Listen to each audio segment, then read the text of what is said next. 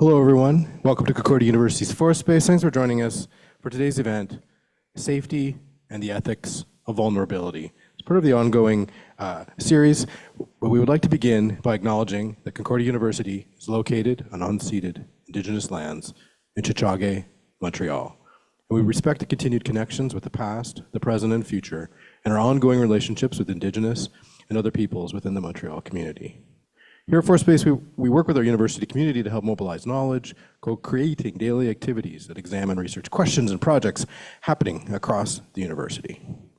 And today we're running this event as a live stream both to YouTube and via Zoom. For those of you joining us there, we'd love your comments or questions. Just pop those into the chat. We'll do our best to read those out a little bit later. And same for you, those of you joining us here in the space. If you have any comments or questions later, just raise your hand. We'll run a microphone around so that everyone can hear. With that, it's very much my pleasure to pass the microphone over to Research Associate at the Center for the Study of Learning and Performance and the Director of Partnerships and Program Development for the Canadian Practitioners Network for the Prevention of Extremist Violence, Zeina Ismail Allouche. Zeina, it's great to have you on this snowy morning. Yeah, thank you so much for this introduction. I would like to start by acknowledging the Forest Space. So thank you so much for your generosity in hosting the third reiteration of the Unveiling Equity. So I'm really grateful.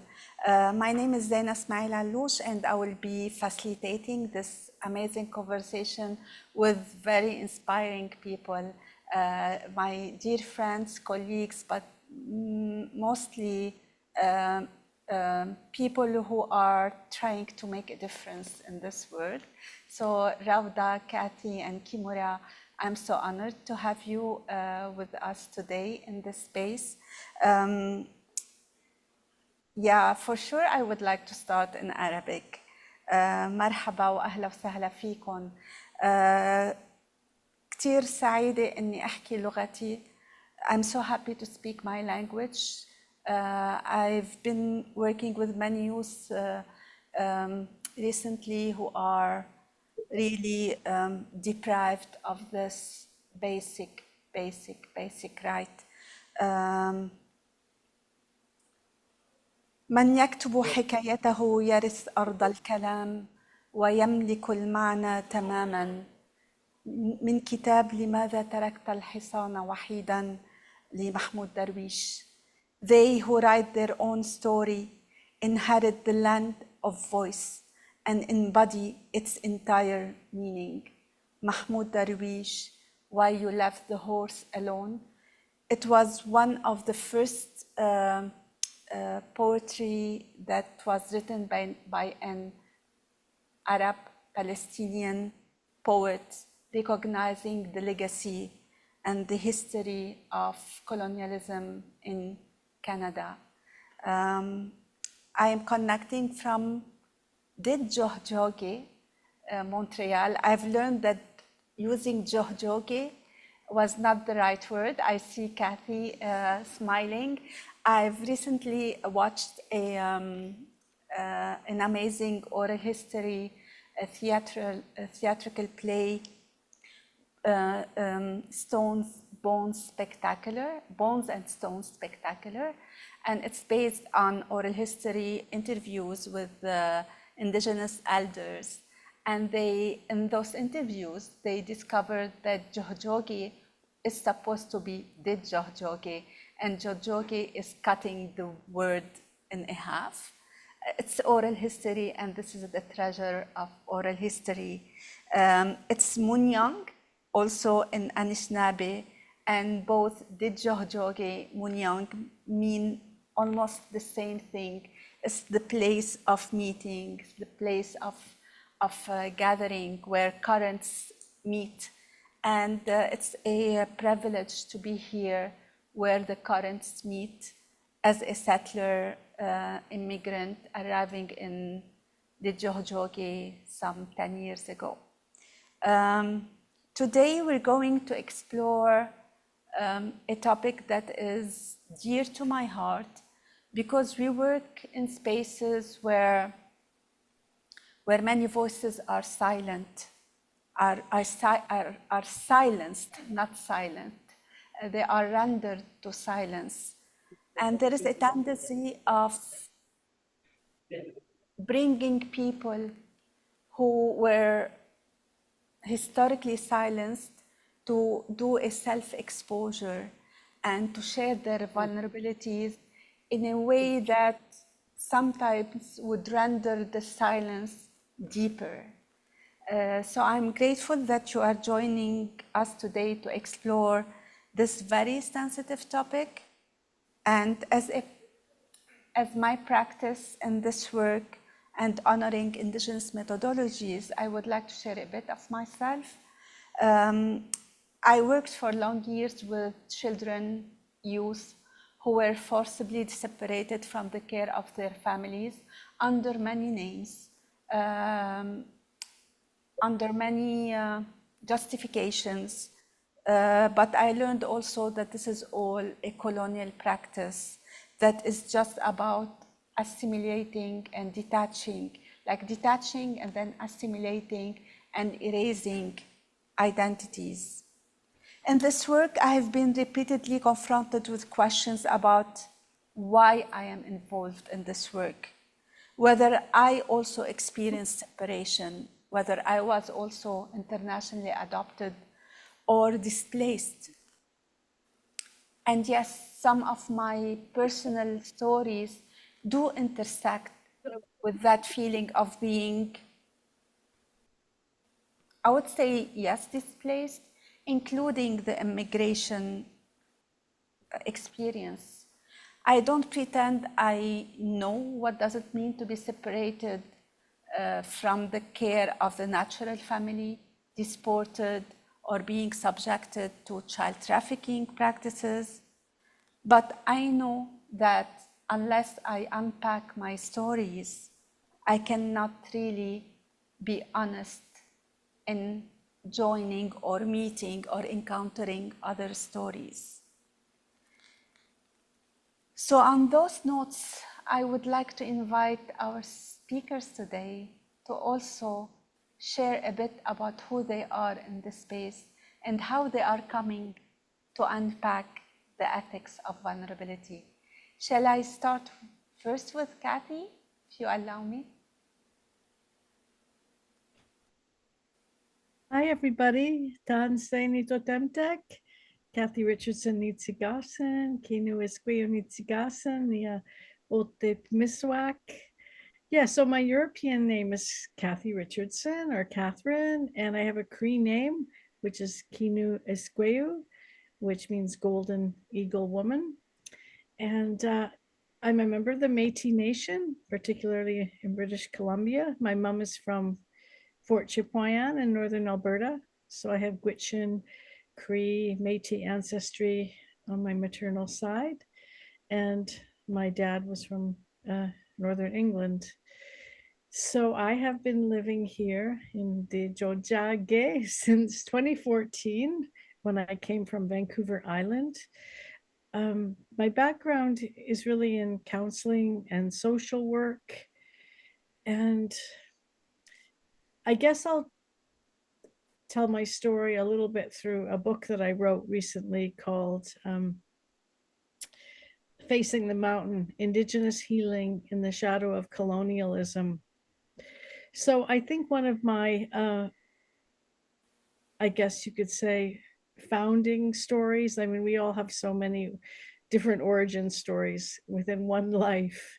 But what resonates for me right now, not being able to go out in the snow, for example, is that my mother and her family, they moved to Uranium City in Saskatchewan when she was a teenager. They left Edmonton and they lived in a uranium mining town.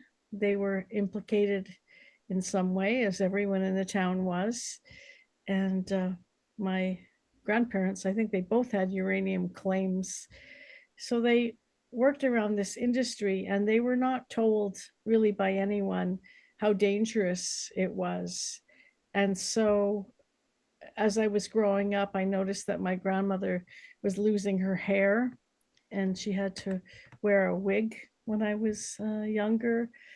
And my mother and her sisters they became unwell in the sense that they had allergies and sensitivities to any heavy metals and certain foods. And then all the girl babies in my family were born unable to walk at the walking age due to hip and bone problems.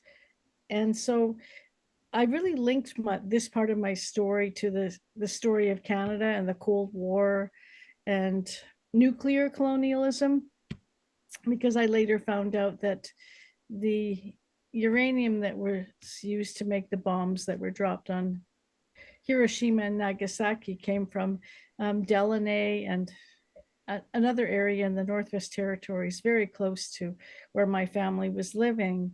And so in my life, I've done probably everything I wanted to and more, except I was never like the fastest runner or anything like that. In my class, I've had 4 hip restructuring operations, and I've had cancer twice, and it made me very interested in healing and in what it means to access different healing modalities. And my work around supporting people who have experienced violence, I think that came out of a feminist impulse. I was working throughout my university days in safe spaces for women, women's centers. I wrote on a feminist newspaper and was really trying to address this issue of violence against women in Canada and really all over the globe.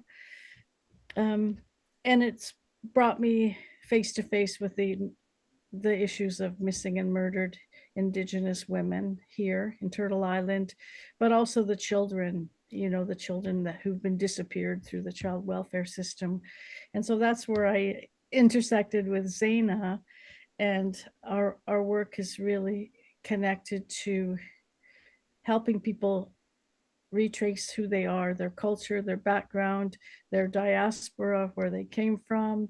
And in some cases, now my work involves looking at historical files of decisions that were made about where Indigenous children should be placed and in what families should they grow up in. So that's a little bit about me locating myself in the work I'm doing related to violence, safety, and reaffirming the dignity of the person and their right to know who they are and to express themselves and to be respected. I'll Thank stop you. there. Thank you. Thank you, Kineweskwêw. If I'm spelling it right, Kineweskwêw. Kineweskwêw. Like Esqueo means. Kineweskwêw. Perfect. Kineweskwêw. So we will move smoothly to Kimura, since we're speaking about the search of identity. Kimura, as an artist, as an advocate, as a militant, leading new achievements in South Korea for the right for adoptees. Can you please speak about your own journey? Tu peux utiliser le français si tu veux. Je pense que tu dois ouvrir le micro.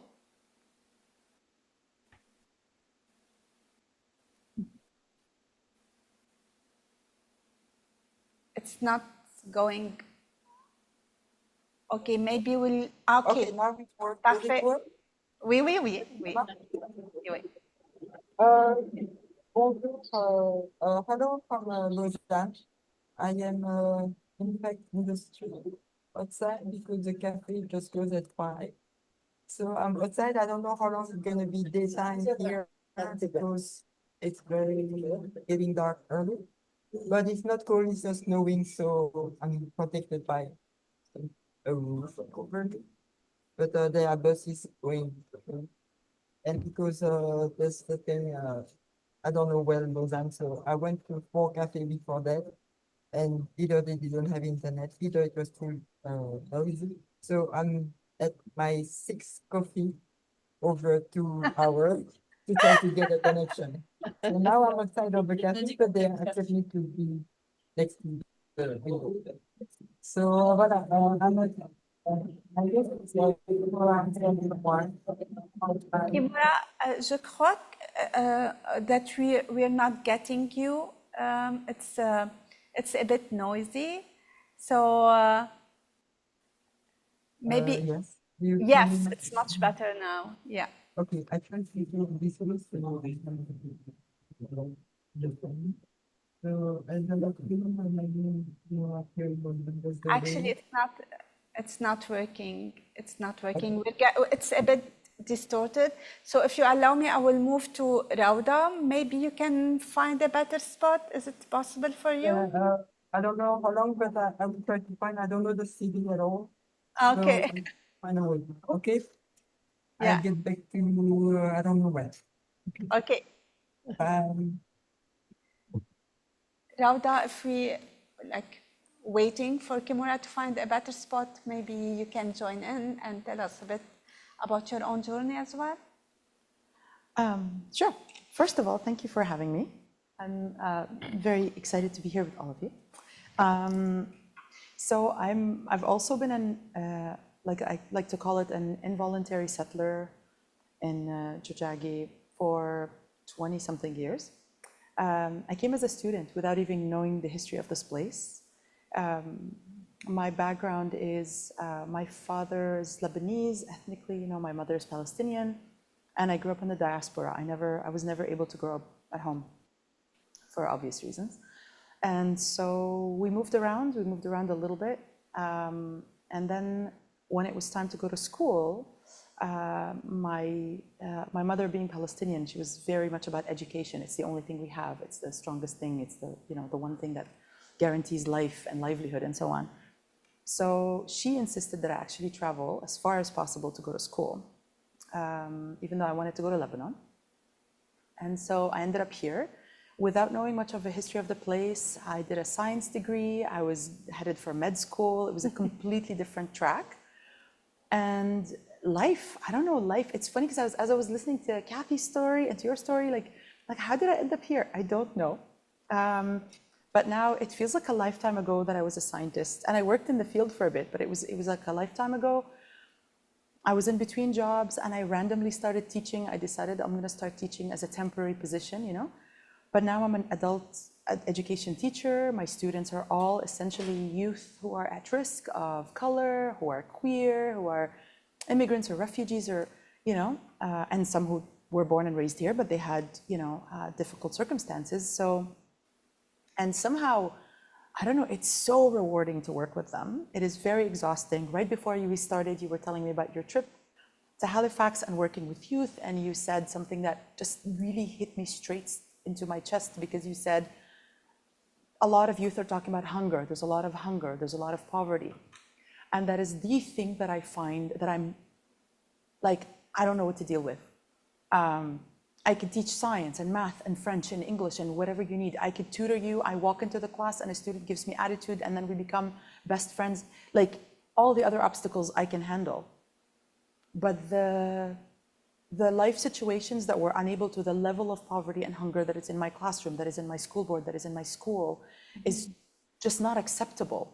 And so there's a lot of programs that we're working with, and, you know, breakfast program and bread program and this and that, but it's just not enough, because how do you tell this person who already went through a difficult life that French is so important, you know, and it's hard and it's difficult and it's not easy, and they don't want to be here, and they're hungry on top of it all, and they're hungry, or they're cold, or they're, you know, or they're living in a precarious situation at home.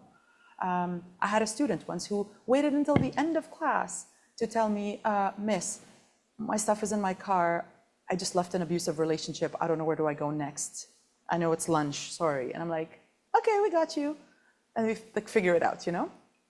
I remember calling my partner at the time saying, we might have somebody sleeping on the couch. She's an adult, above 18 years old.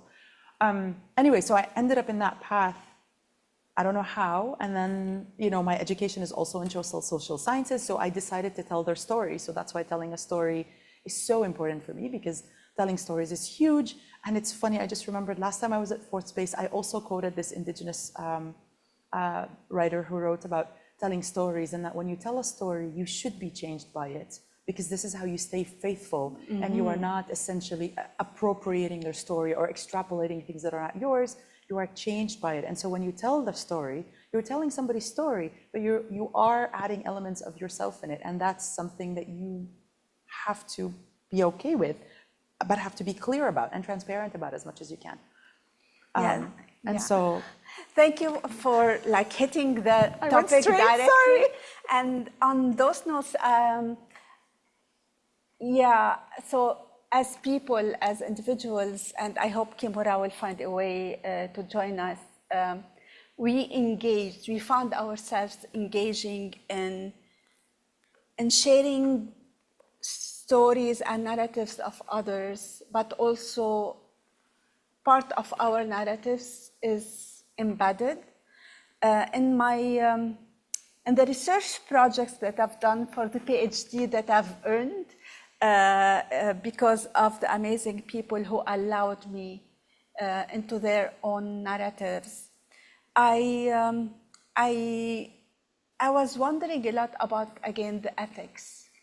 And part of this search, of this understanding of how we can share the stories, the narratives of others, especially when it comes from a silencing space, I started telling my own stories in a narrative way, just to understand what does it mean to be exposed and to share tough issues about oneself and tough situations, and what does it mean when we are exposed to others and the eyes of others.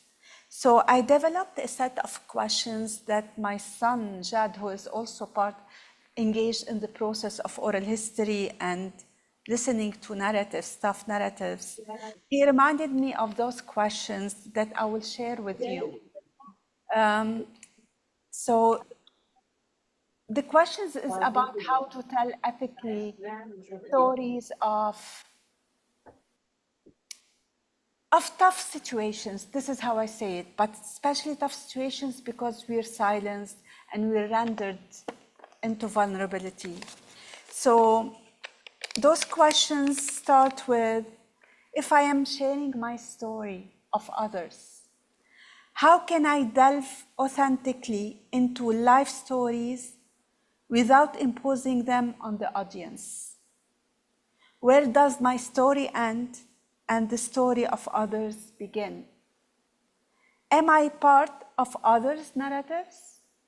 And when I'm part of others' narratives, how would I like to be presented and represented in those narratives?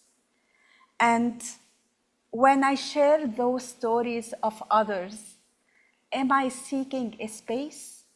Am I seeking attention? Am I seeking to be noticed? Or I'm seeking solidarity for the silenced? And this is very tricky because the line between who we are and the narratives that we're sharing is most of the time blurred. Mm-hmm. So how we can maintain this blurred area respectful and honest and honoring the dignity of others.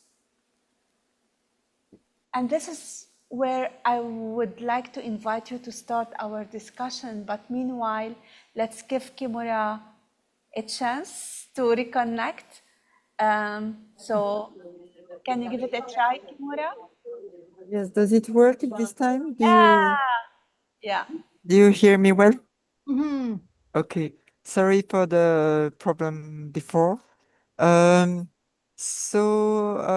I was saying, my name is Kimura Pierre Lemoine, and that's the way I would like to be called, and the order of my family name first. my Japanese family name, then my Korean birth first name, and then my adoptive family name after, as a non-colonialist way of being labeled or called.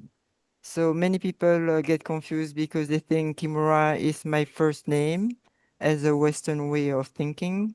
In Asia, maybe not all Asia, but at least Japan and Korea, and I think China, we put the family name first, and then because we belong to a family, and then we have the first name. That's, I guess, the reason why it's that way, and because we belong to a tribe or to a group. So for me, I've been adopted in from South Korea to Belgium at early age.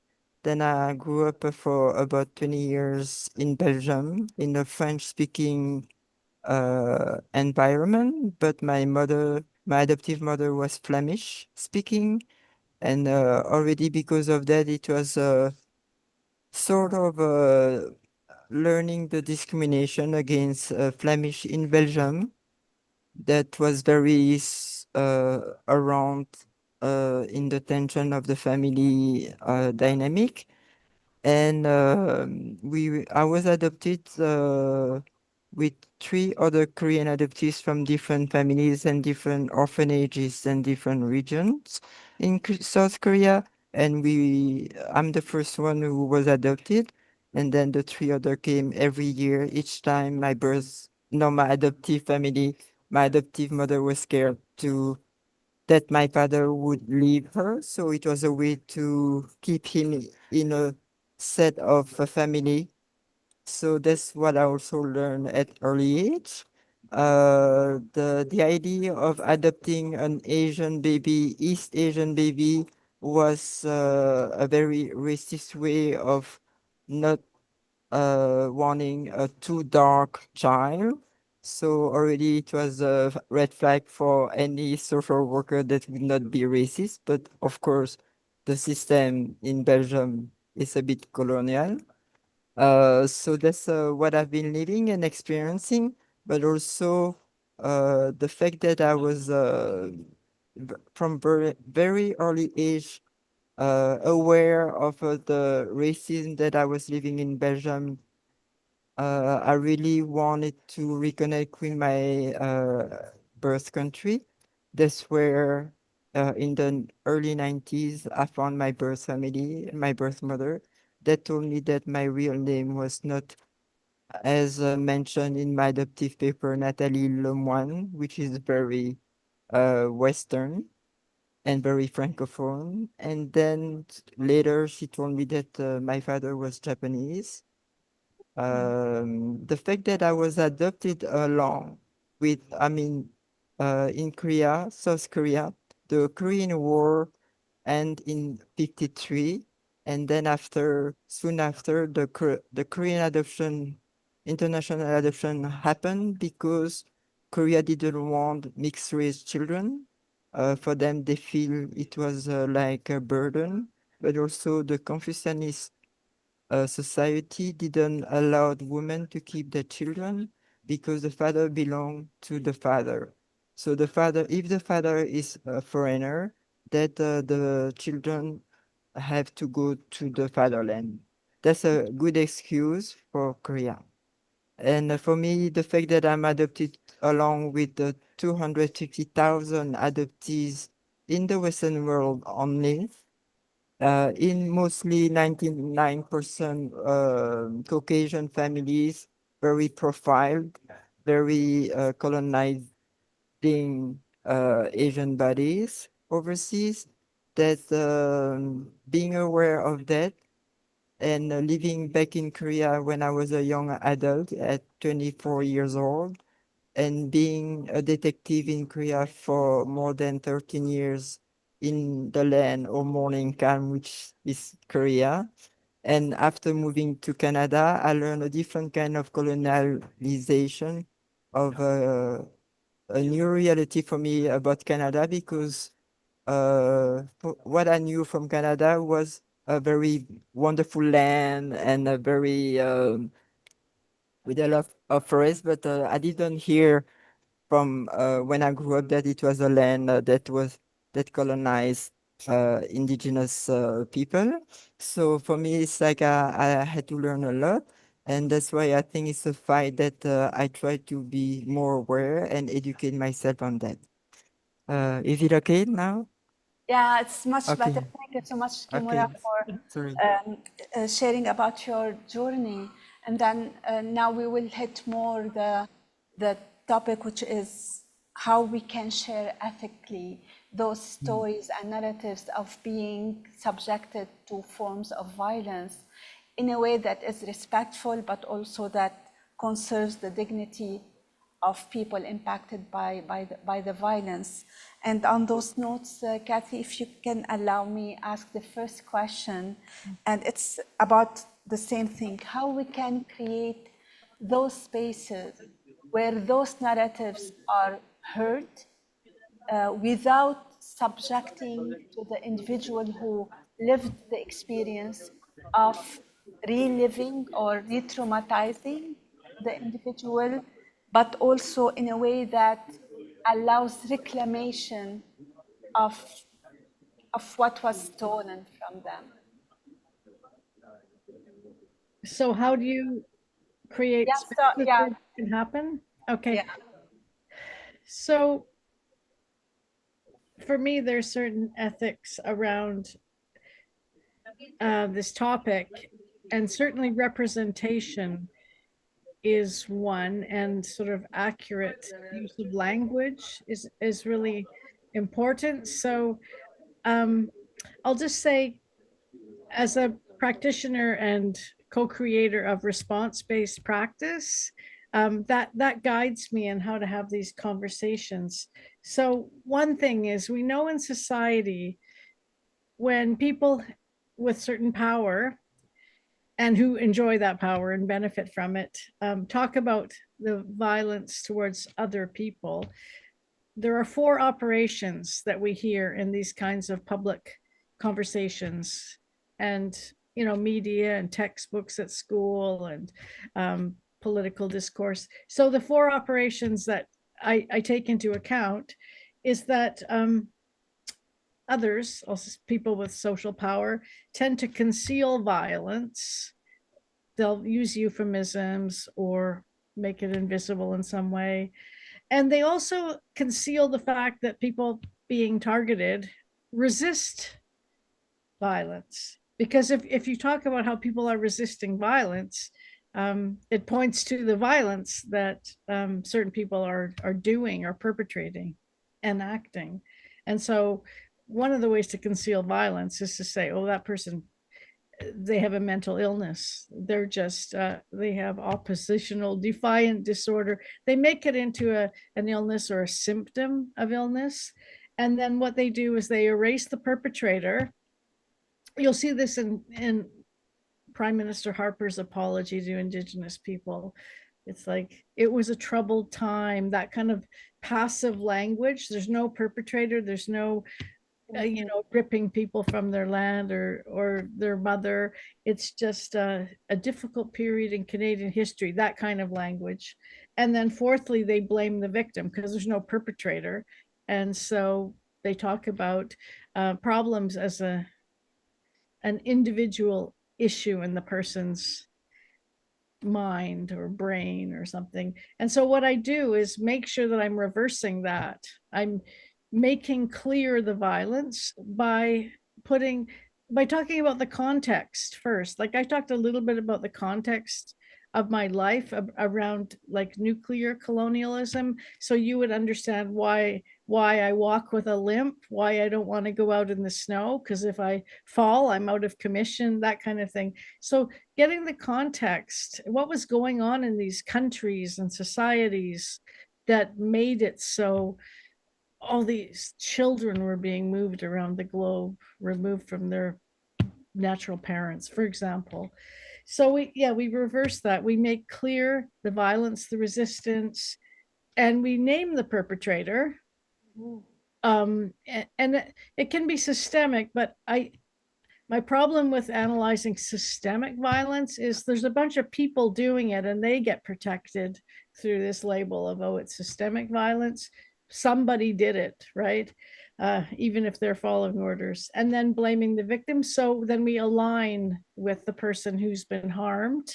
And by naming all those things, you're creating safety to start with and showing that you're a person that can treat their story appropriately, and also just acknowledging with transparency that, like in a research or interview process, we are co-constructing a narrative, and that I have to be aware of what I'm projecting into it, even by the questions that I choose, and also by what I'm interested in, and that they have enough safety to, to disagree with me or to say, no, I don't want to answer that question. I want to tell you about this. And knowing that, we're pushing back always on these colonial aspects by truth telling when we can, when it's safe enough, obviously, and against this kind of extractionism or extractivism like we see all over this land. It's all about like just ripping things out of the ground or out of people or out of families. So it's not ethical for us as researchers to extract people's stories, and I've gotten in trouble for this before, for critiquing like some of the anthropology that's been done on Indigenous people. It can't be extractive. There has to be a relationship of respect, and I think aiming for as much, well, ethical treatment of their stories, but letting people know in advance what it means, what's going to happen when they share their story. I look at the TRC, the Truth and Reconciliation Commission, and they brought people together through this process all over the country and provide a space where they could go up to a microphone, and they're shaking in their boots for weeks before this, because it's so, like, for decades and decades, nobody in Canada really gave Indigenous people a space to talk about what was done to them in so-called residential schools.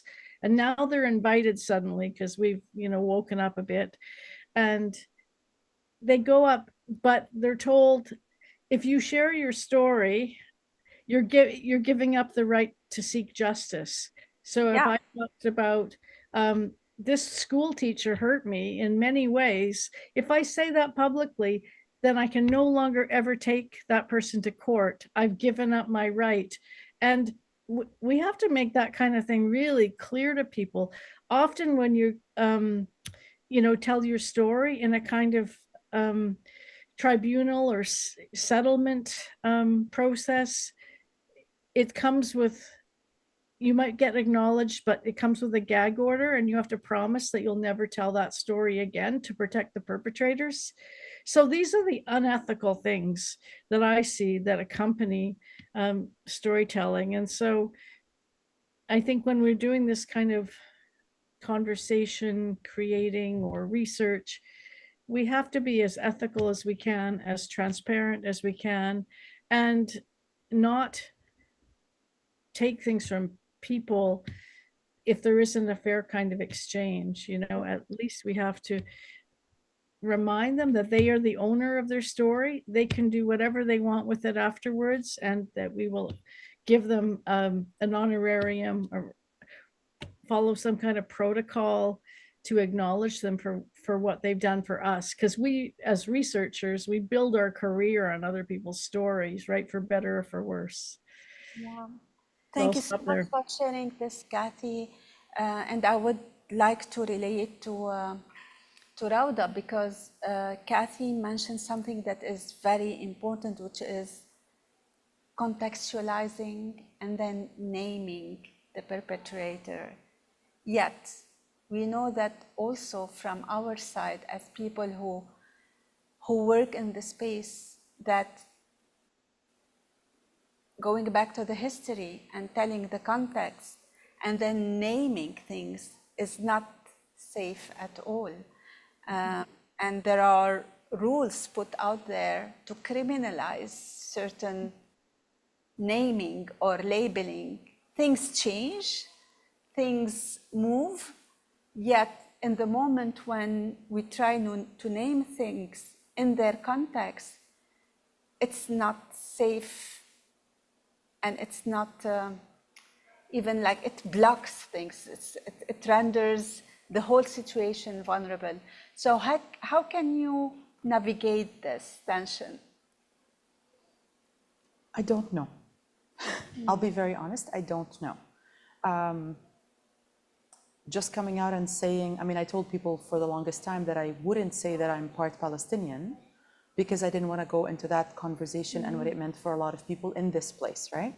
But even in the places where I was, raised and where I lived before.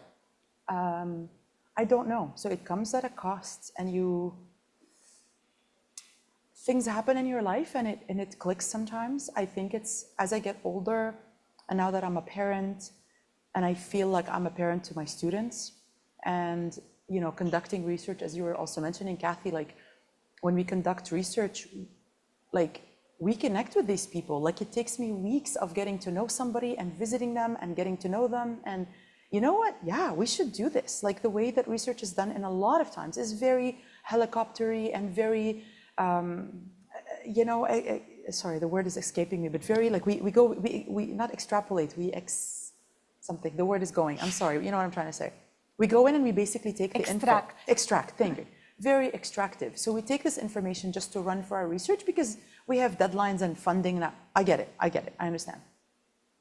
But there's a cost to the societies that we're doing. There's a cost to everything. And so honestly, I don't know. In my activist life, I have a different name. I have a different pen name so that I could write with a little bit more freedom. So I could still tell the truth without it affecting my family and my livelihood. I'm a single parent. So that's another thing, I don't want to lose my children. I don't want to lose my financial independence because unfortunately, that's what it boils down to a lot of times. But I cannot live without my truth either. So I figure out ways to tell the truth. And you were talking about the school systems as well and the so-called residential schools and so on and so forth. We are still dealing with this today. So not just my origin, for example, but I feel like as a parent and a teacher, I have to talk about what's happening this week right now. There's a Ganyagahaga child from Ganawagi who was kicked out of her school in Royal West in Montreal at the EMSB school board for talking the truth, for telling her truth. Online, did not talk about against a people, did not talk against the religion, basically spoke about a particular political situation. And I'm not going to use profanity right now, but she basically just swore at Israel, at the occupation, basically at the illegal entity. That's my people, that's an illegal occupation. But I'm not allowed to because it's a recognized state by the United Nations and so many people. So that child wrote their truth online. And right now she's not allowed, so far, she's not allowed to go back to school unless she serves, I don't know, some sort of a 6-hour punishment during a pet day, which she's refusing to do. And now her family is also saying that she's unsafe. So how do we tell these truths? How do we protect our children now? Things that have happened in the past are terrible. Fair enough. I'm not trying to say it doesn't matter because it's in the past. But this is happening this week, today. Mike Cohen from the EMSB school board kicked a child out for posting something on her Instagram. An Indigenous child for speaking against an occupation because that basically touches her reality living here under an occupation of her people. I'm sorry, how is this okay? Why is this okay? Why is this punitive action okay? How do we deal with this? I don't know. That's why somebody who's a grown-up like me and should feel like she's such a brave child, I'm so, impressed by her. I don't use my name to say things for similar reasons. Yeah, thank you for sharing this lived experience, and all my solidarity to the youth who is enduring that injustice. Kimura, as someone who lived through the hardship of being detached from their own natural space into a family that did not honor also the promise of caring for a child, into coming to Canada as as someone who's searching also for their identity in different spaces, but also speaking on behalf of many other adoptees, uh, saying that in Lebanon we counted around 17,000 child who was forcibly separated from their natural spaces during the Lebanese war. So many, you're counting 250,000 children from South Korea, but worldwide, the number of those who've experienced that forced separation is huge. So how do you navigate the space between your lived experience and being a voice for others who are in the same space?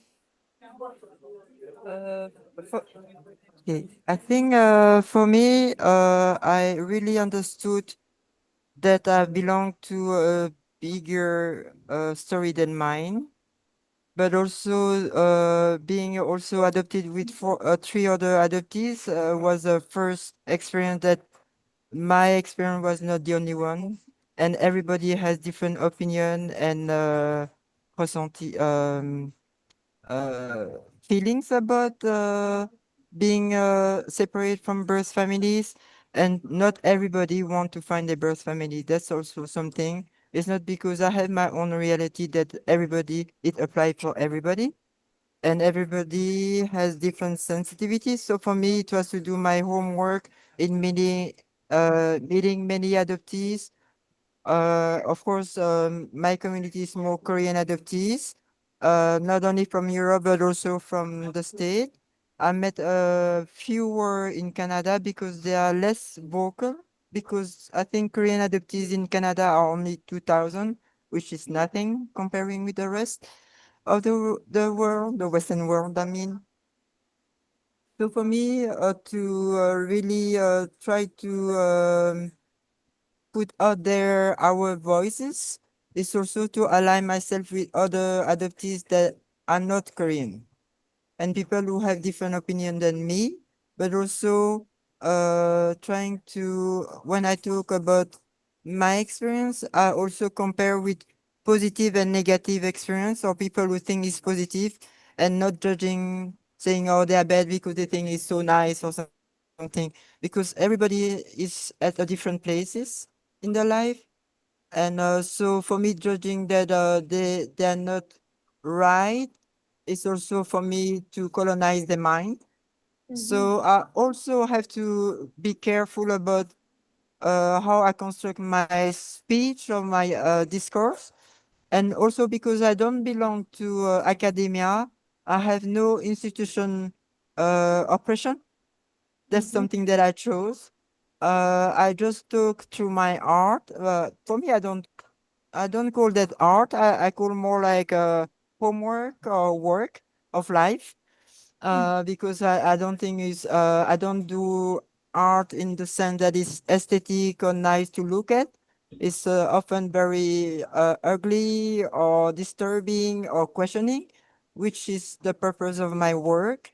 But also over the time and aging, like I'm more than half a century now, I learn how to vehiculate my message in a way that maybe the receiver, the public, can have a entry port to what I want to share, and not be. I think art or artwork can help people to receive the message differently than if it's too frontal.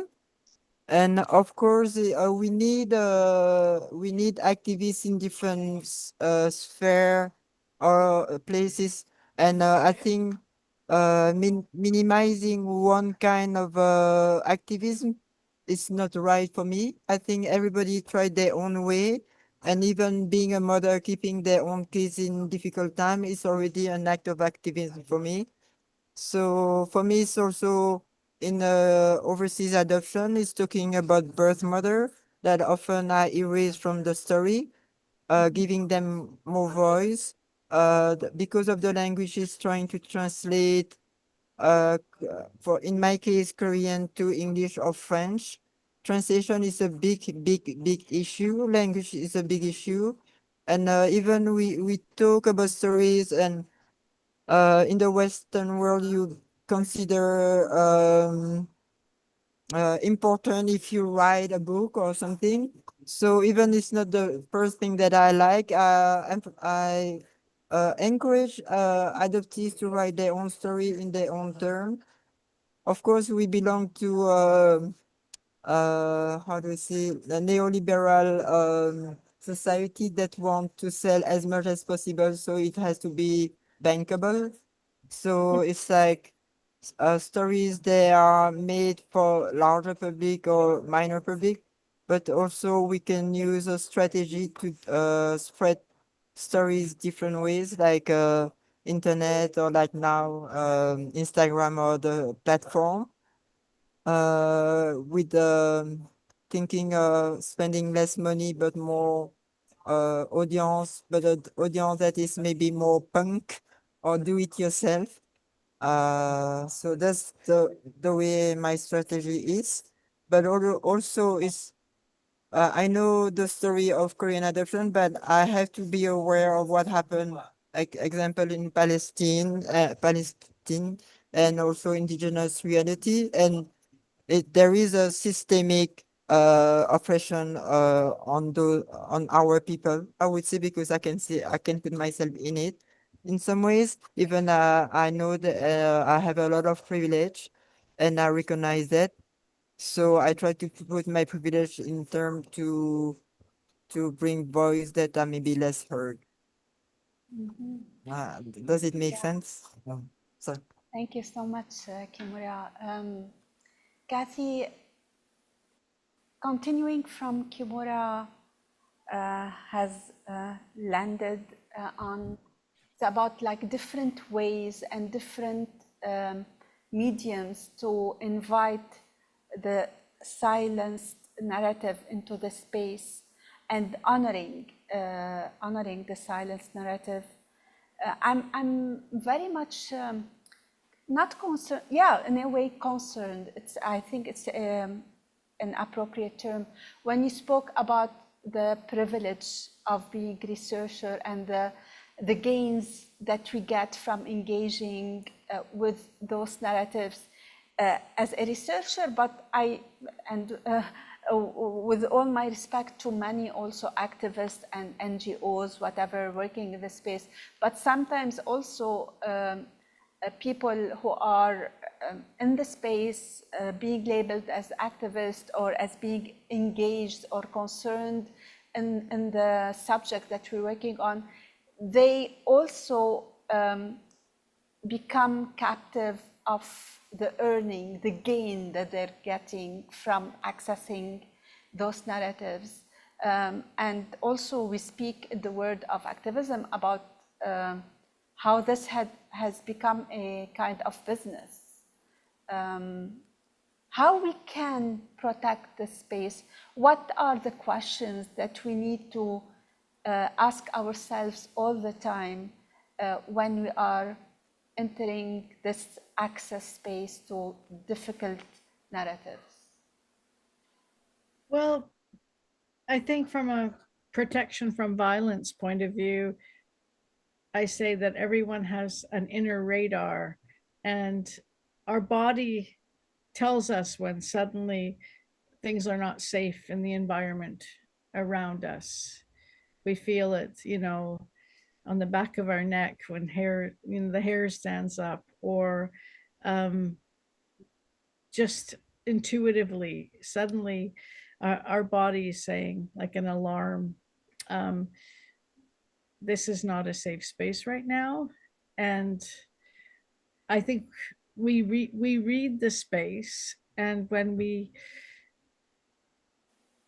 interpret that, we make a decision about what we want to do. So for some people, dignity is more important than safety, and they will speak out at great detriment to themselves. And I think I honor that as a decision, and I also respect when people say, in this space, I'm not going to use my real name. I'm not going to say the words, I'm going to make a painting. I'm going to represent what's going on in another way where people have to interpret it. And it's safer from me because I create it and I put it in the world, but I can distance myself from it. I think, you know, somebody said to me once, you know, World War II didn't end. We've always been at war on this planet, you know, just because here we don't feel it necessarily like in Montreal or whatever. It's never been really safe on the planet for most people. You know, maybe ever, but we learn how to negotiate the spaces as best we can. And certainly as women, we've been doing that for a long, long time. And now people who identify differently on the gender spectrum or who've, you know, blown up the construct of gender and identify in different ways, they get a lot of negative feedback. They get targeted a lot. And so I think when we analyze the space, we make political decisions about how vulnerable we are prepared to be. And certainly if you have children, that's a big consideration. You know, how protected are you? You know, like I see a lot of young women who are at the mercy of their landlords. I mean, the terrible things the landlord can do because somebody is afraid they're going to get evicted if they don't, you know, that kind of vulnerabilization is everywhere. So I think like the importance of allyship and in activism and solidarity is that we try to help each other. We try to protect each other. I love Vicki Reynolds' work. She's an activist and a counselor in East Vancouver. She talks about supervision of solidarity. And when you're planning to speak publicly or you're planning an event, you have a discussion in your group about who should take the microphone, who's less likely to get their house burnt down if they talk like this. So I work with a male colleague and he can talk openly about men's violence in a much safer way than me. I can go up and talk about men's violence and then people say, oh, she's just like whatever, a woman scorned, or she's an angry feminist. They don't say that about him. So we can make these tactical decisions. I hope that gets at your question to a certain degree. Actually, it's taking us into that kind of reading the space, and then also you're not on your own, seeking that self-reflexive process with someone else who can also bounce back. But this requires kind of, how we call it, personal skills. And is it always in place? What if those who are inviting the sharing and the difficult narratives are not equipped with those sensory skills? Can I give one example? Yeah, and then you will pass it to Rauda to answer. Yeah, yes, go ahead. okay. So one example is when women have been subjected to male violence, and they might be a mother, and child protection gets involved. So what happens is generally a discourse comes up that says, oh, you've been traumatized, therefore you have brain damage, you've got PTSD. And so we're going to give you a diagnosis also of clinical depression, and we're going to give you drugs. We're going to medicate you. So when the system tries to numb out women or people who are trying to expose violence and get some justice, that's one example of interfering with a person's safety radar.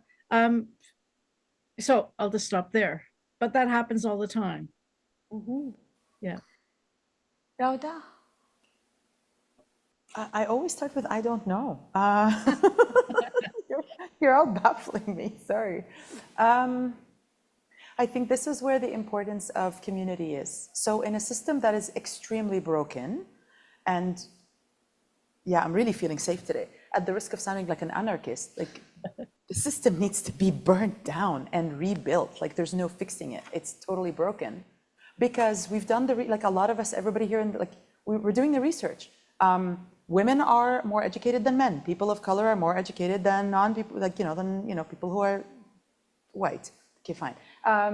People who are queer are also more, like the research is there, the numbers are all there. They're all very educated. They're just not getting access to employment, or they're unable to keep their employment. There's research since COVID of how like women, people of color, people who are queer, people who are neurodiverse, they are at a higher risk of losing their employment, losing their homes, losing their, you mentioned the landlords and stuff. Absolutely.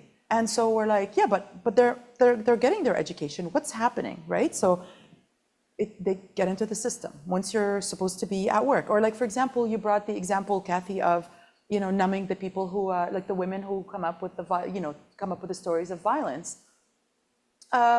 When you're on sick leave, you are forced to go on medication and therapy. Otherwise, you can't just be on sick leave to the system is rigged in a particular way to force a particular response from our end, and it forces you. So until it changes, the answer is community. So whether you're an activist, whether you're a mom, whether you're a non-binary person, whether you're a young person, an older person, disabled or abled, I think it's community. I think you surround yourself with the people who are close to you, with people that are good. And so, good, sorry, I hate giving these adjectives, but people who are with good value systems that you agree with, and you're good to each other. And so there's a support system. So there are days, yes, in my activist community, in my parent community, my friends and my neighbors, there's a system. I'm unable to do this today. And so my neighbor will kick in and do that. Or this other friend will rely on me for these things. Oh yeah, Rauda's really good at, writing that thing or doing that thing or talking to that person. So that's what happens. Like we'll send that person to talk to that person because they're a better candidate, but other people will do other stuff. And it means that some of us will do more invisible labor than others, or will do more emotional labor than others. And it's exhausting, and there's burnout, and it's not fantastic, but there's a community. So right now I'm on a bit of a burnout leave, and my community knows about this. My friends know about this. My activist friends, my teacher friends, my friends know about this, and people will just catch up so that like our own system doesn't fall apart. Because when our system falls apart, it means, kids don't get fed, or the laundry doesn't get done, or the recycling doesn't get out. It's not about making profit, but we're working in a place where it's all about money, it's all about profit, it's all about keeping face and saving face. They went with EDI and then they threw it out. They talked about truth and reconciliation, they did nothing about it. All we got was, crocodile tears about apologies and things. And now we're living multiple genocides, multiple. We talked about Palestine, Congo, Sudan. There's multiple genocides right now happening live that we're unable to talk to, we're unable to, to express, to show solidarity in a lot of ways, because the system is not allowing for it, because I'm barely running through, my metro boulot dodo, run to work, do the thing, pay the bills, get home, feed the kids, go to bed. I'm dead. So the system, this capitalist system is built in this particular way to make it so that's why research is, we take all the, we extract. We take the credits. And the privilege. That's why it's all the thing. Like that's why it's like this. That's why you're as useful as to your employer as the profits you're generating them. This is why, because we're living in this system. We are in this place, and so the only thing you could do is there are days when I feel overwhelmed, and I think we all do. But I think the important part is creating these relationships, these families, these people that become your chosen family. Oh my God! Can I end on this fun note? You know how we always say. Blood is thicker than water or something, and we assume that it talks about family and like non-family. I just read the origins of it, and it actually talks about, hang on, I'm gonna bomb this, wait. The blood of the covenant is thicker than the water of the uterus. Your chosen family is more important and closer to you than the family, I'm getting goosebumps, that you're born into sometimes. Like, this is huge. We've been using the example wrong. This is the correct example. So choose your family. Choose your family. We are witnessing what she called burnout. If this is a burnout, I have ADHD. That's ADHD burnout. Kimura, where did you find this support? We've lost you again. Yeah. Hello? Yeah. You're green now. Okay.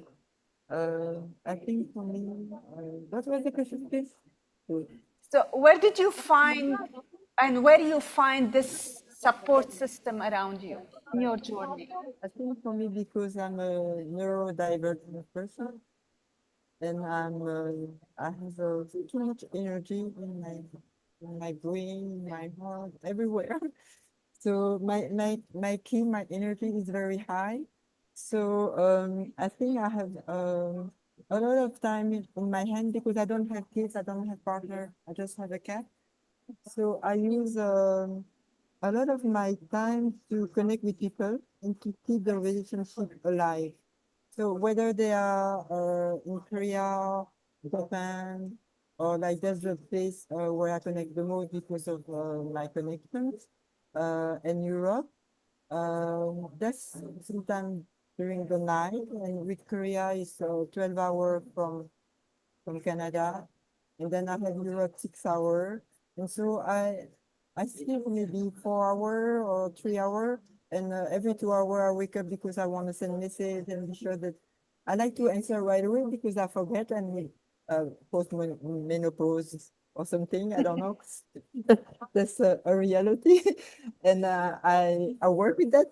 I think at its best because I'm very energetic, and my way is to connect with food with my community, and it's weird, but food is very important to me because it's also a way to eat my emotion. Can I say that? And we people sometimes we don't need to talk, we just feel good together. And so when I'm in a place, it's often around like it doesn't have to be expensive restaurant, but just be together and not having an agenda, talking about something serious, but just knowing that if there is something, they can contact me. And I think it's like also for me, I feel like I'm an elder in the Korean adopted community. So I'm at the age where I don't want to especially produce, but I support activities from others. I network a lot. When there are activities, I'm not like just keeping for myself. I share with a lot of groups of adoptees that I have, either it's in art, academy, and events. So I like to really network in a way that it's not just adoptees community, but also racialized people that we all have, like it's circle, and it's stuck together. So for me, it's like I don't want adoptees to not know about what happened with the indigenous realities. And even they say, oh, it's not because we are adopted, we don't care. And often because they've been adopted by settlers, I want them to be more aware of where they come from, also what is the situation. So it's sometimes true that they don't like, and people don't like when they feel they are the oppressor or part of the oppressed community. Yeah.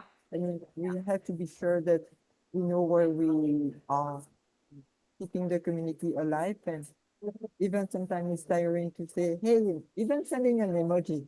And for me, I send emoji of kimchi with people, and it's just good to know when I meet next time they can talk and they feel like safe that we can talk because I didn't know the connection. Sometimes it's very important. It's not a huge thing, but sometimes it's more little gesture. Yeah, yeah, and how it's important to give back, even if it's symbolic, but at least we're here and we're listening, we're watching, we're sharing back. But you've raised something very important that I would like to circle back to our conversation, and this would be not my last, but like a question. And meanwhile, I would like invite people with us here or sharing the space with us on Zoom to start thinking about questions. But I am very much also, I will use the same adjective because it's that concerned about when we in the space fall into the trap of reproducing hierarchy, oppression, or do harm to others, even sometimes under the slogan of standing up for others or with others. What are the risks of us falling into the trap of reproducing harm, and how we can make sure that the self-awareness will lead us back on track, on the safe track. Rauda, can you start with this? I will end with you, Cathy, this time. Rauda? Do you fear of reproducing yourself this type of oppression? Of course, and that's why I think, you know, we were joking about being neurodiverse and this and this and this. So also, Kimura, thank you for reminding us also that we're part of other stories, we're part of larger stories, because that's an important thing. Because then when, you know, if like, you know, if it, like say the example is me and I'm in my process of whether it's research or teaching or talking or activism, and if I center myself, then it's a problem. But I think we come from communities where we don't center ourselves, we center the group, we bring the group. So I think it is very important. And for me as neurodiverse, because I go everywhere, so I have my lists, it saves me, right? My lists, my numbers, my this, you know? So a big part is, and it's funny, my friends who are probably online right now are laughing. I always say, is it actually gonna help the bigger cause? Does it actually, like I have a list, otherwise I will not do whatever that thing is. I will not speak at that thing, I will not do that thing, I will not whatever, because I have like a list of like 2 or 3 things. We keep it short. Is it gonna harm anybody? Is it gonna help the big cause? Is it gonna do anything, or is it gonna harm it? If there's any chance of harm, I let it go. Because I don't wanna fall into what Malcolm X called, you know, one day they'll pay one of us to kill one of us just to say it was one of us. Like, I don't want to be one of those, and I'm not saying I'm perfect. I have mistakes, like everybody makes mistakes. But I think it's really good if you practice almost meditatively your goals. Why are you doing this? Why am I here today? Why am I speaking these truths? Is it really truth, or am I doing an agenda? You opened with something great. Why am I doing this? Is it because I'm advancing knowledge? I'm speaking truth? I'm centering myself? I like myself on the spotlight? Why are you here? And so I think if you bring it back to why are you here, and the reason is not wanting to be in the spotlight, but trying to center the story or tell her the truth or whatever it is, then keep to that and keep it. And this is where, again, your chosen family will keep you on track. The idea is hopefully people will approach you because they love you and you love them and they're scared that people will come to you and be like, yeah, you know, that was a little, and be like, yeah, you know what, I'm sorry, you're right, I'll fix it next time. It's not a great fix, I know, but it's a thing, it's a beginning. Kimura, your thoughts on this? It's how to make sure that we are not reproducing harm. I mean, we can never be sure, but we have to be aware, listening to feedbacks, and even it's not very joyful or very, comment on dit ça, vraiment, comment nous tell you a critique, before jumping and saying, no, you're wrong, just reflect inside and excuses is very important, to be able to say sorry, even I didn't mean it, I say and I'm wrong. And then next time, as Rhonda was saying, I try to do my best to not repeat that. For me, I have many friends who misgender me. And for me, it's like, I cannot like blame them because it's a new reality for them. So I say, okay, you do your best, next time try to, but if you don't, I will not be mad at you. I just will maybe make a little note for you to say, okay, maybe if you can pay attention. But also for first, we have to be not patient, but also aware that we we came to a realization of our own colonized body and mind. It took a time to disconcrete it, so not everybody is at the same place. And we have to maybe more with time, maybe gently or like in a way that they can receive the remark.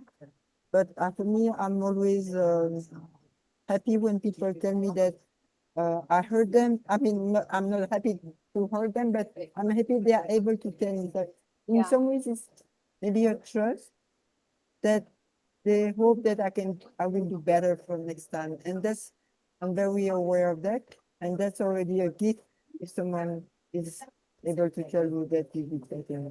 For me, especially in the community, in a safer space are never safe, but safer.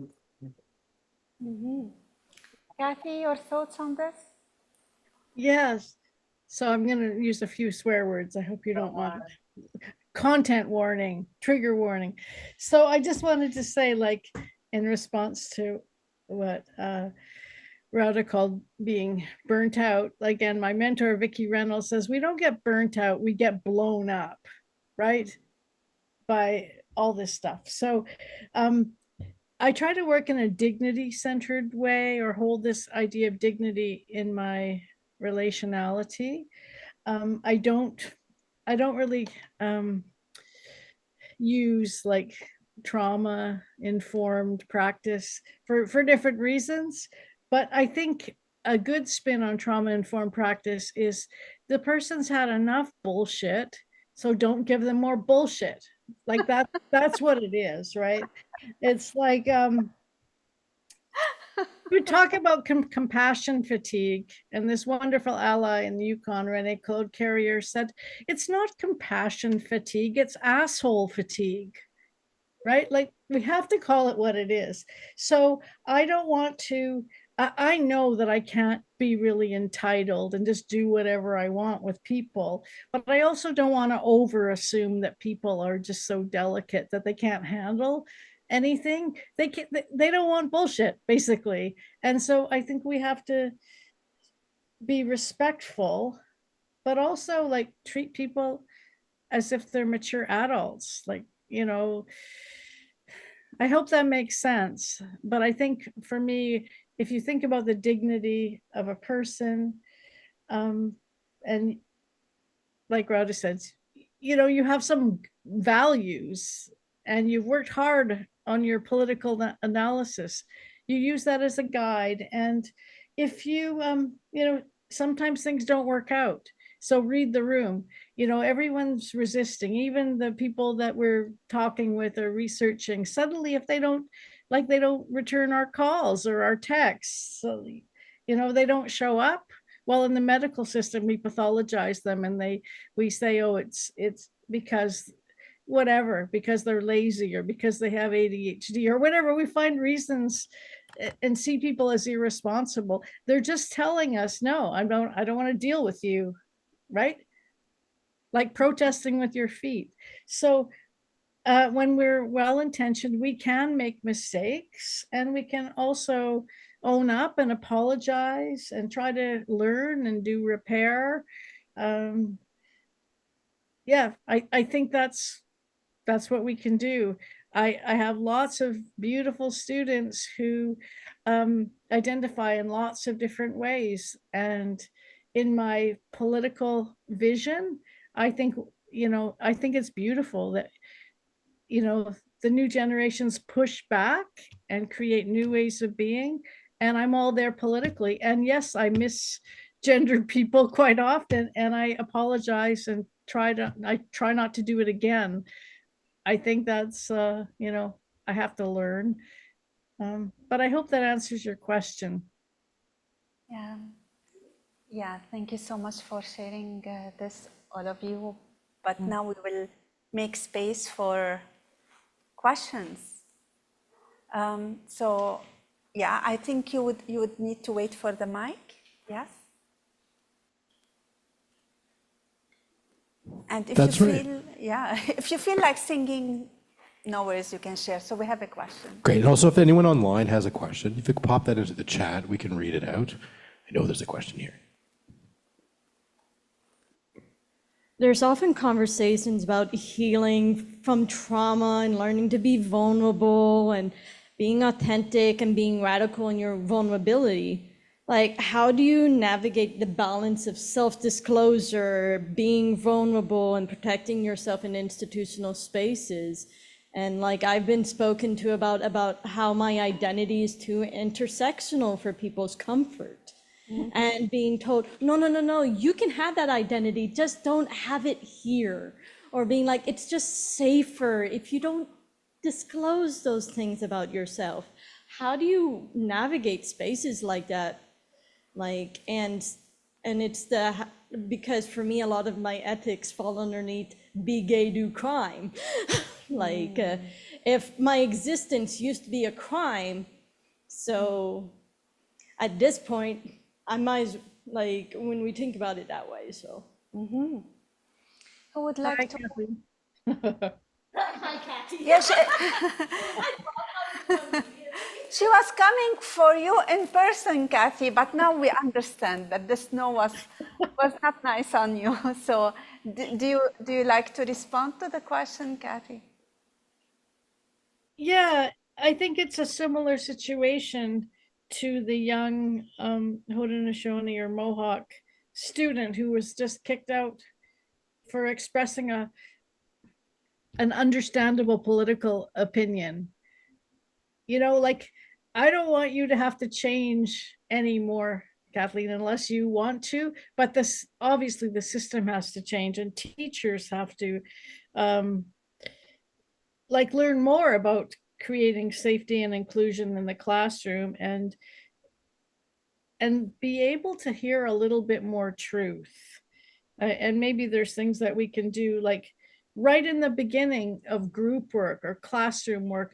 Let's spend a few weeks on actually getting to know each other and creating more safety and interpersonal relationality, so that we can hear the stories of each other and hold each other up.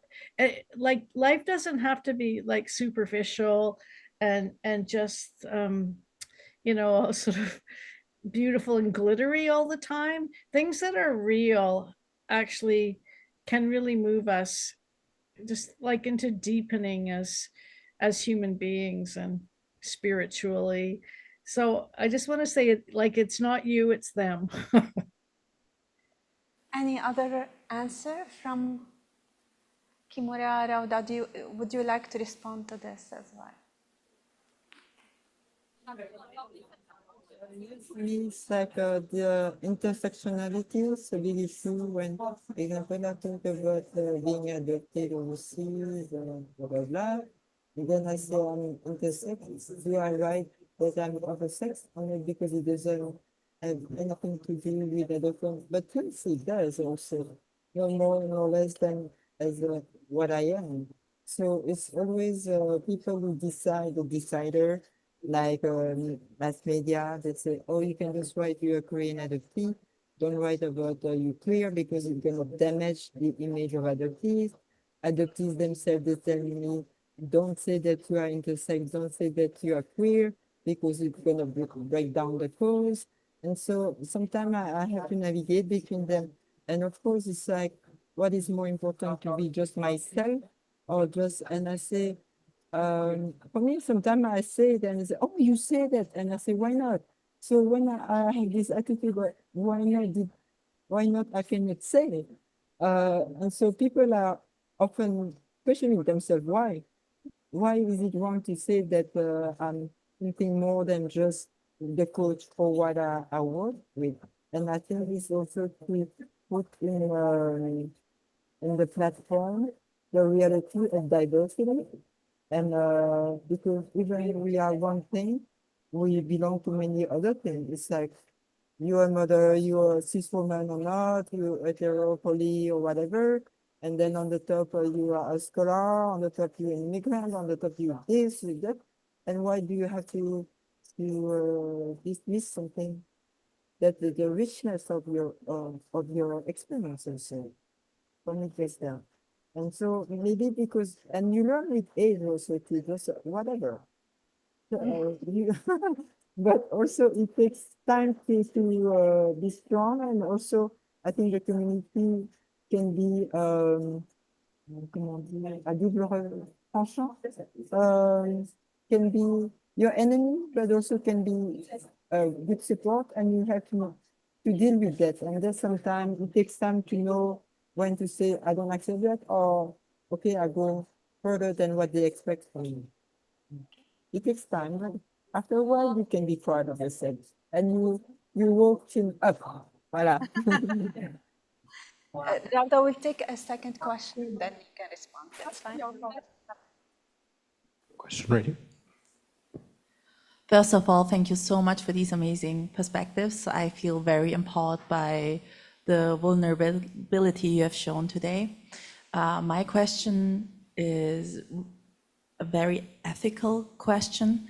Like in my head, I always enter the part of my research where I will start witnessing stories, but also share parts of my own story. And I wonder, is there a limitation to how much I should include of myself into my research? Because I feel like I could be, it could be dangerous in the sense of that I'm very privileged as an academic, and I'm listening to stories that come from a place of trauma, vulnerability as well. And yeah, I just cannot find that limitation of where to stop including myself into my own research.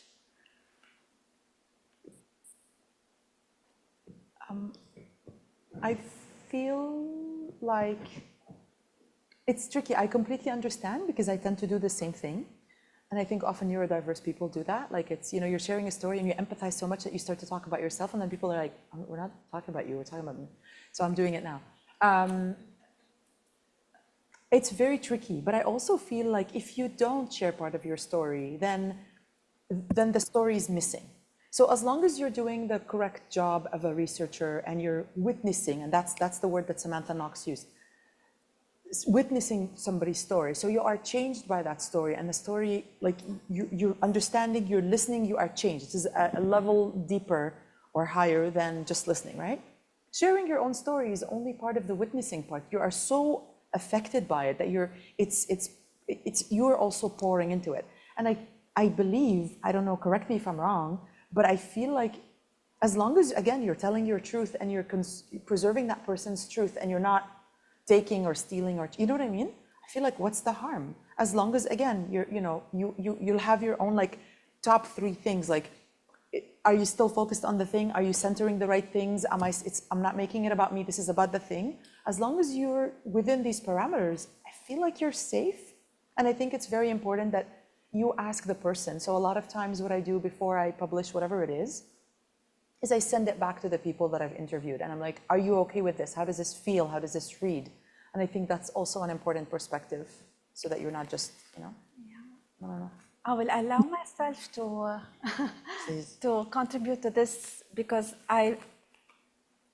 again, we speak about research, and it's an identity that I'm reconciling with, not that I'm inviting it, but part of the work with in the field of forced separation, when we collaboratively, Kimura was also part of that project.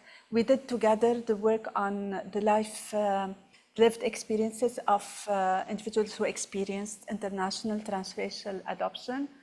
I invited a lot myself into the space as a way of honoring my positionality, because we come to a research question out of a specific worldview. And unless we're ready to deconstruct and unpeel the colonial layers in our research concern, interest, and the way we work around those interests, the way we decide on the questions that we're going to ask, and even the way we're going, the methodology. What I've learned from Indigenous methodologies, it's about that collective way of approaching the research, and we become one among others. And we're coming to the research because we need to understand. So instead of extracting the narratives of others, in that project, I wrote about how the lived experiences and listening to those lived experiences have shifted the way I understand the topic. And I think this is the role of research, is that we come to it with that aspiration of understanding. And then when we understand, we need first to understand why we're coming into this research. And I think Cathy and many Indigenous scholars, I learned Indigenous methodologies with Maggie Kovac. She trained me on this.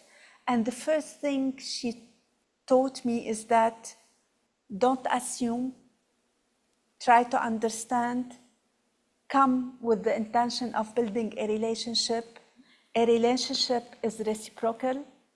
It's a give and take, but always out of your privilege, give back to those who taught you. And I think in that sense, I will not, the risks or say my safety becomes the collective safety.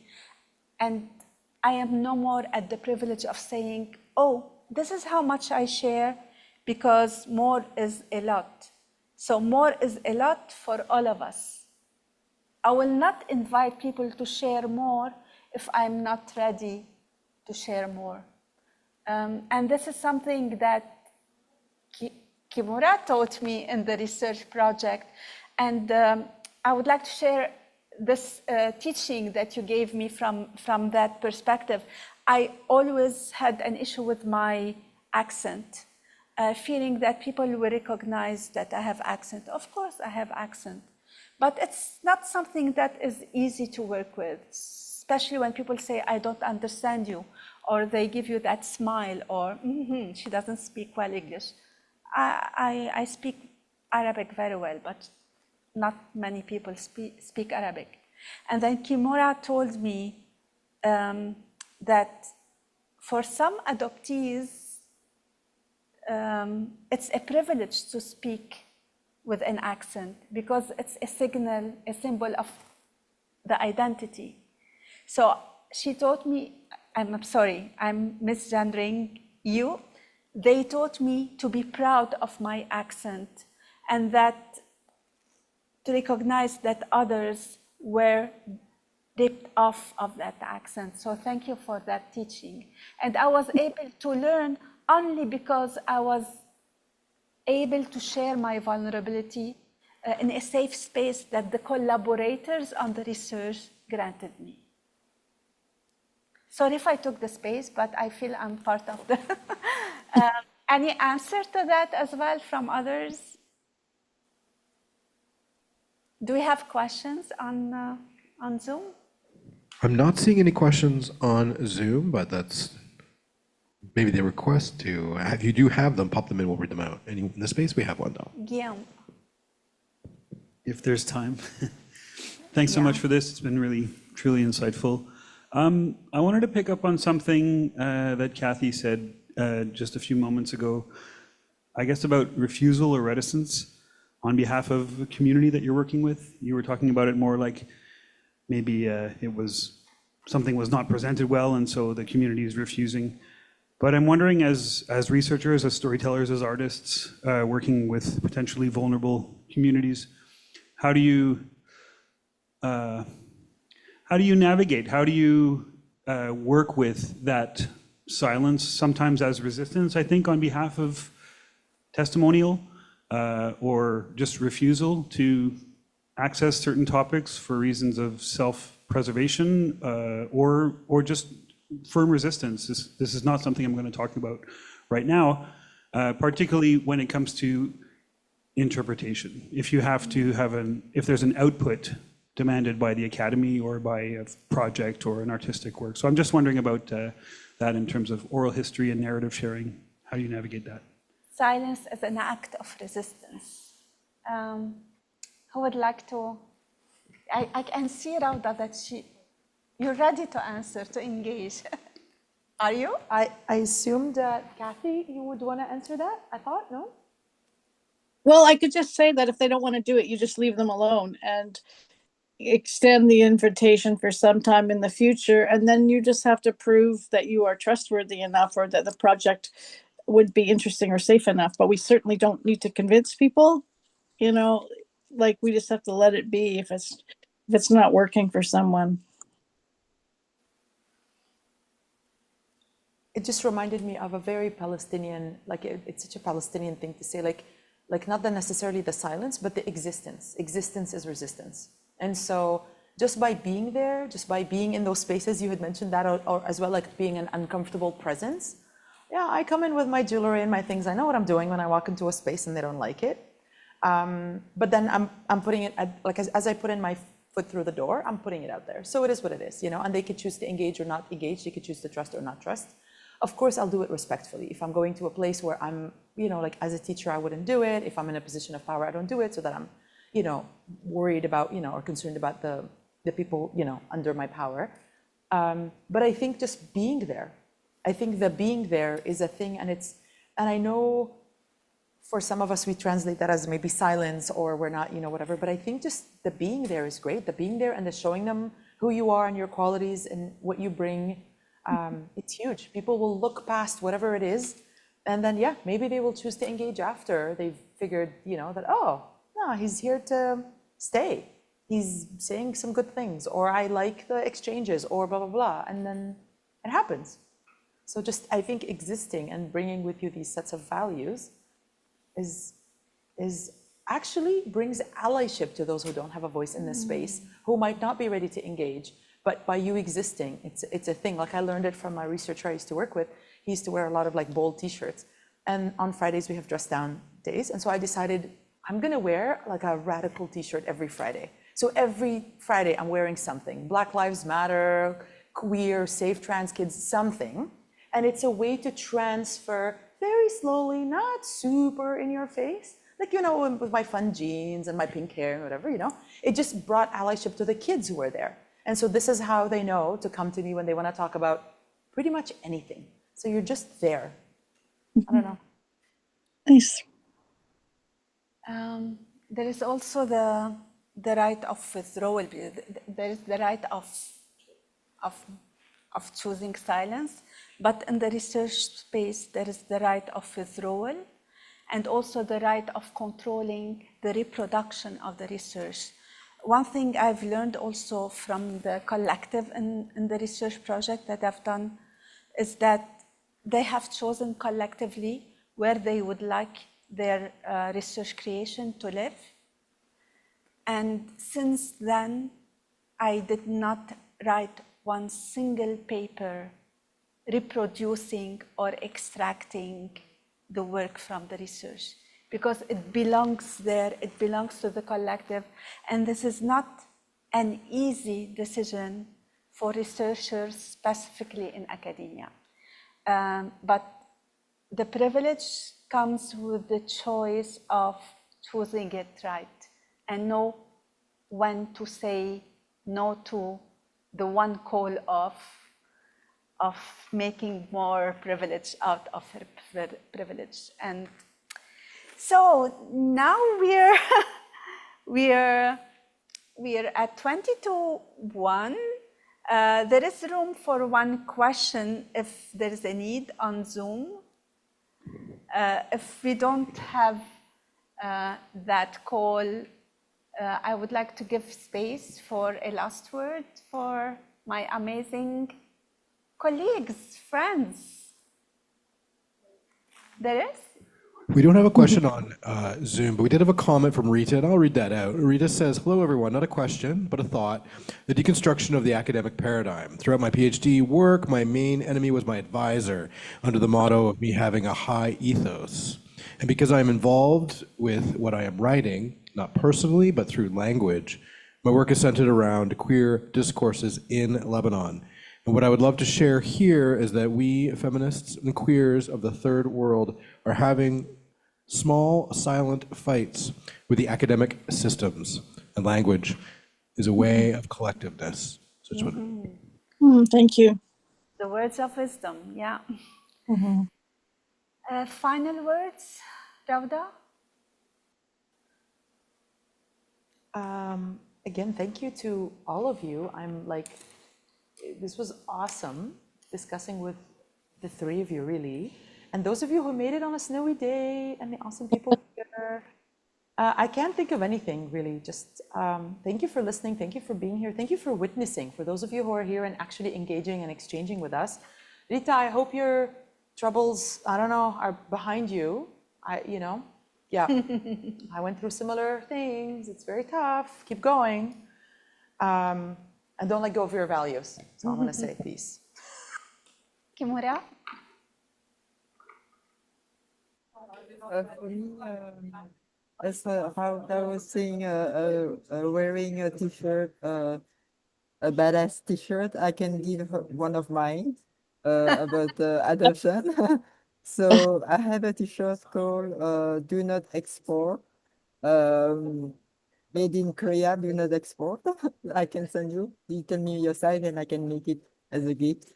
But for me, it's like always thinking as a maybe minority of whatever the like brain not brain divergent brain or physically different or like racially minimized, I would say. Chin up and really you more than you stronger than you think and seek for elder or people who can listen to you. Don't be afraid. You're always going to find someone that can listen to you, maybe just listening even without any advice, any expectation, but let out your burden. And of course, to a safer person, I think it's about energy. You have, if you feel a red flag, don't go. Just listen to yourself. You trust yourself more than if you have red flag, just listen to it. Don't go there. And that's what I would say. Keep your dignity. Dignity is so good. Cathy? Thanks. I guess I'll sum it up by saying I think a lot of what we're talking about is revolutionary love and care. And if we bring that into whatever we do in research or story sharing or advocacy, even social work, if we bring that we really we want to show up fully, but we don't want to do harm. And we have a guiding principle. For me, it's what does it mean to treat another person with dignity? What does that look like? And so even having that conversation with somebody, like I want to handle this in a really good way. I want to make sure that you feel dignified in this process. What can I do to make that happen? Just being really explicit about it, I think is important. And I've really enjoyed being here with my other panelists and learning about what you're up to. It's really interesting. I feel like really happy to be part of this larger community. So thank you. And I love Fourth Space. Concordia. We all love Fourth Yeah. Space, and the team of Fourth Space. Yeah. Fourth Space and Shift are good places and I enjoy the conversations we have here. Thank you so much. I would like to close by honoring, and I wrote this because I don't want to forget this.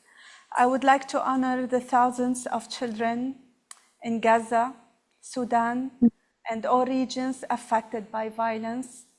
Those children and youth whose lives were cut short, the children buried in unmarked graves, whose voices were never heard. We will carry your stories, we will speak on your behalf, and you will try to ensure that the pain you've endured will shake the world. Thank you for being here. Thank you for joining us. Again, thank you so much for space, for allowing our voices to be heard. Bye. And Thank you, Zaina. Thank everyone for joining us today. Thanks for coming in and the questions as well. Just want to let you know, we're going to be closing up the Zoom and the live stream, but this does remain available on our YouTube channel, and you should revisit it. And that's all. Have a wonderful, snowy afternoon. All right. Thanks.